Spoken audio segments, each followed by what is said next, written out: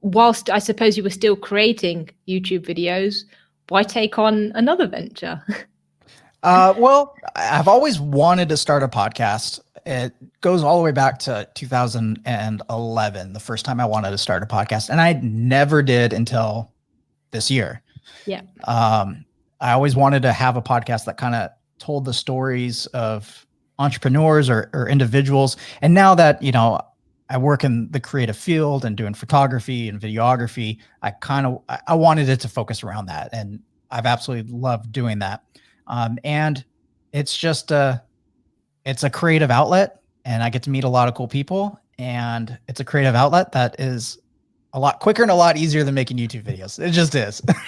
Yeah. And it's allowed me to have that outlet and be more consistent with it. And like I said, meet a lot of amazing creators and business people and be able to hear their stories.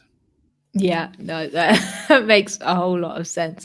So going into the podcast venture then, so obviously it's something you always wanted to do. Did you have a plan, or was it, I assume you had much more of a plan than I did, but what did that kind of look like, and how did you go about starting it? Yeah, so I definitely had a plan, and the plan's always evolving and how I want it to grow. But yeah, I always try to plan things out and give a lot of thought to it. So started off with, a notepad and, a pen, and trying to come up with the concept. So with podcasting, there's usually, there's the solo podcast, there's the co-host podcast, and then there's the interview format podcast.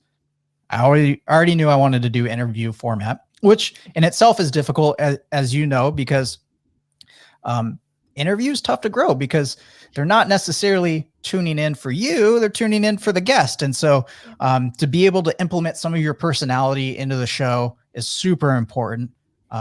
So doing research on different formats and how to be successful, coming up with names and brand consistency. I worked in marketing for a long time, and I know I wanted the brand to carry over from, my media business, my production business. So I wanted the same colors. I wanted the name to be fairly similar, the logo to be fairly similar. So working on that. And then on the flip side, researching where you want to host it, what equipment you want to use. Do I have the equipment? Do I want to invest in different equipment to really up the quality? And then, you got to start making a list of guests and put a start date down so you can start doing it. Yeah. Yeah. Out of interest, how long did it take before you decided that you were going to give it a go and actually recording your first episode?